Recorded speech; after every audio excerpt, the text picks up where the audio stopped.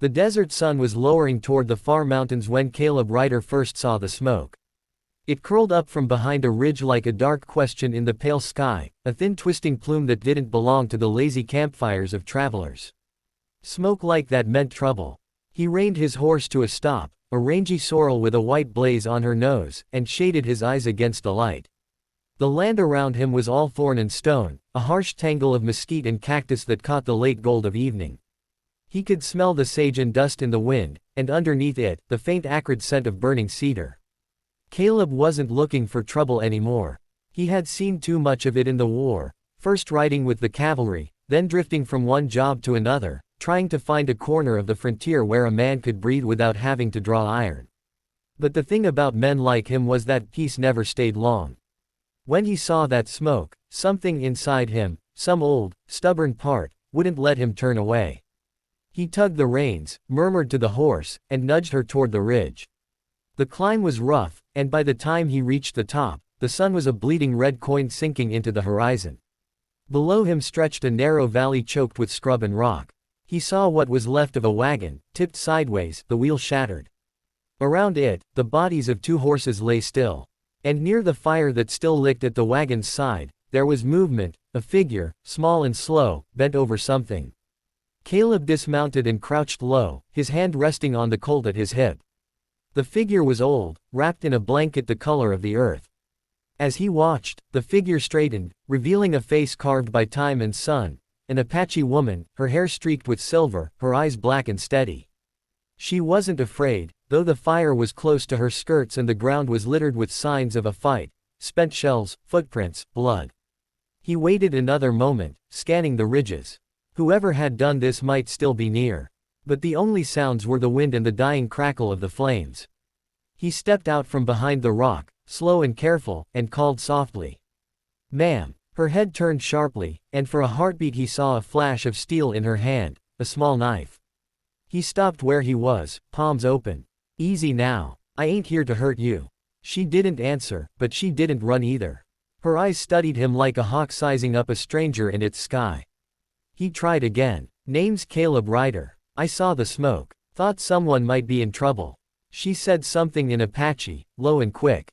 He shook his head, not understanding, but her tone was weary more than angry. She pointed to the wagon, to the bodies lying near it, two men, both white, rough-looking, with the dust of bandits about them. Then she gestured toward the hills, muttered a word that sounded like, soldadas. Soldiers. Caleb's gut tightened. The army had been pushing the Apache hard these past months, driving them onto the reservation lands, calling every stray camp a raiding party. He knew how those stories went, too well. Sometimes a few outlaws attacked a ranch or a stage, and the blame fell on any Apache unlucky enough to be nearby. Sometimes the soldiers didn't bother to tell the difference. He looked back at the woman. "Were you with them? With the folks in the wagon?" She shook her head. "No. They take horse. I come later." Her English was rough, but the meaning was clear. She wasn't part of the attack, she had come afterward. Maybe searching for something, maybe someone. Caleb saw a small bundle at her feet, half wrapped in cloth. He crouched closer, keeping his distance, and the wind shifted, carrying the smell of smoke and something else, blood. The bundle wasn't supplies. It was a child. The boy couldn't have been more than 5 or 6, his skin dark and smooth, his hair tangled. He wasn't moving. The old woman murmured words too soft to hear, then looked up at Caleb with eyes that were dry, beyond tears. "My daughter's boy," she said slowly. "White men kill." He swallowed hard. There was nothing he could say to that.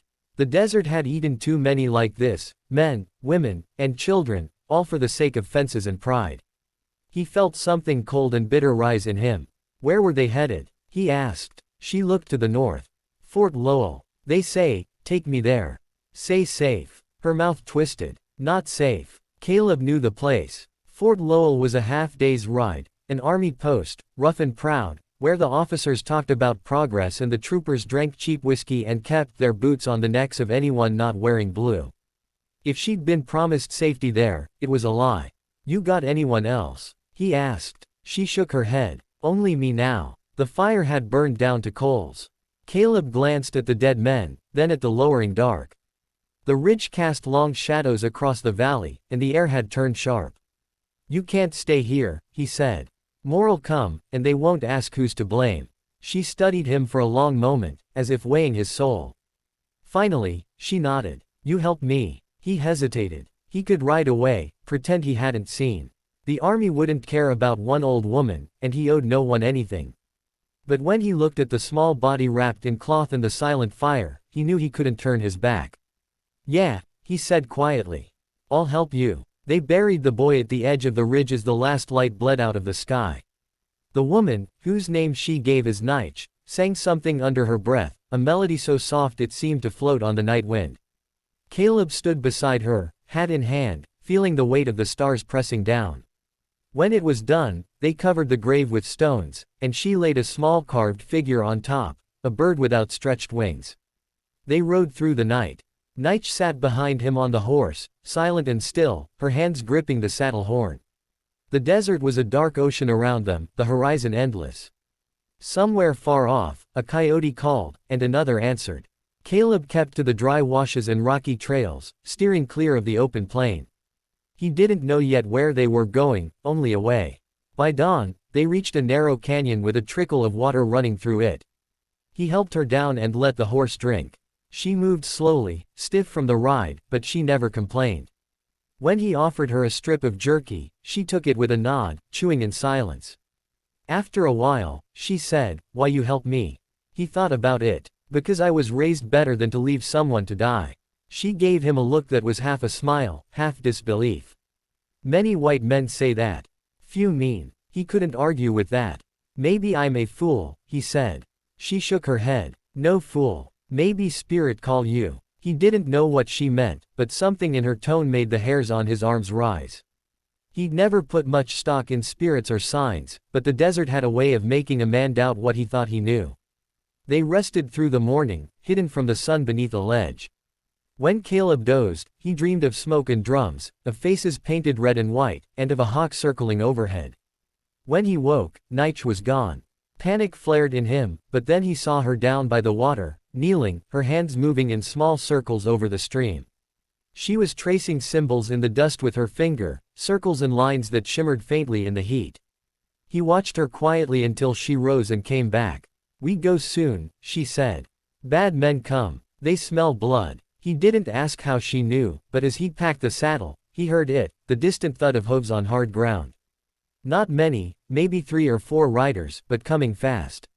He cursed under his breath, swung into the saddle, and pulled her up behind him.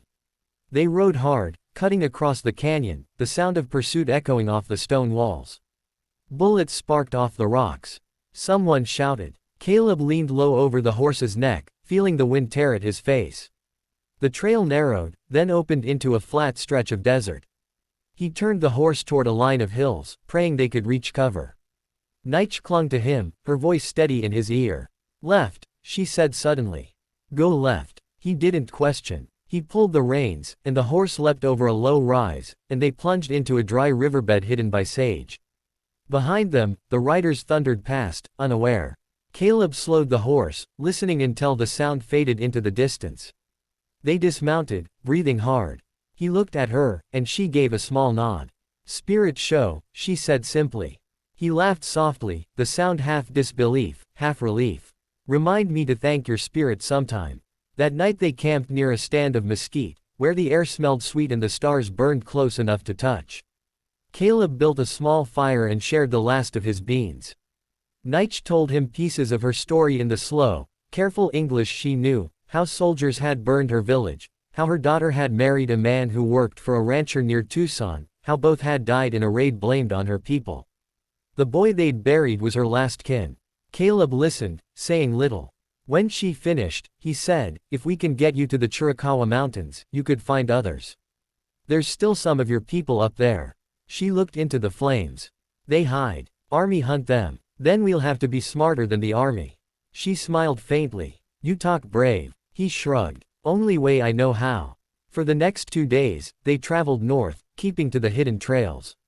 They saw no more riders, but signs of the army were everywhere, bootprints, wagon ruts, burned camps. Caleb began to wonder if they'd ever make it out.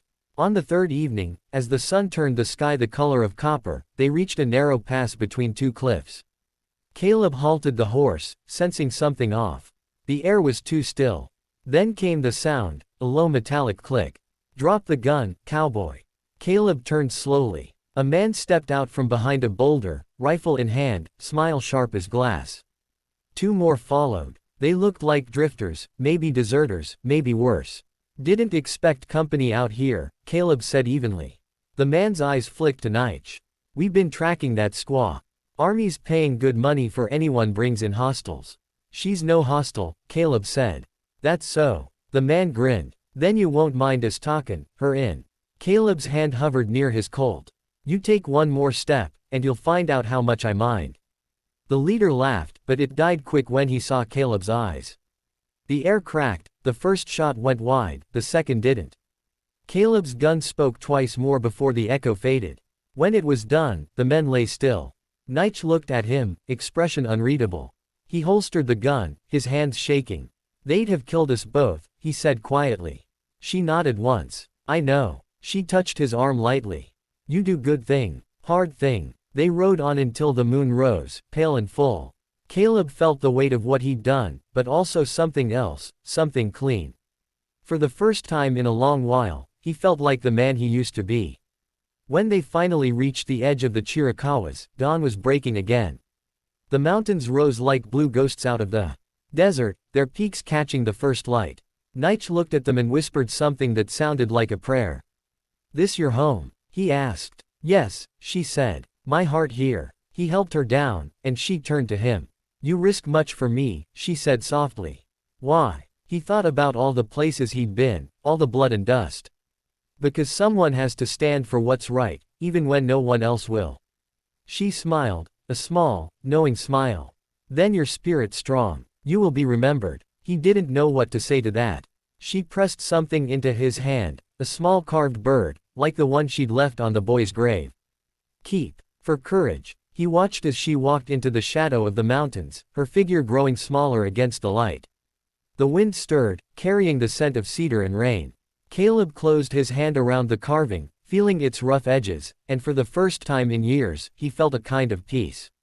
Behind him lay the wide, merciless desert. Before him, the sun rose over the peaks, and somewhere deep inside, he knew this was not the end, only the beginning of what his life was meant to be.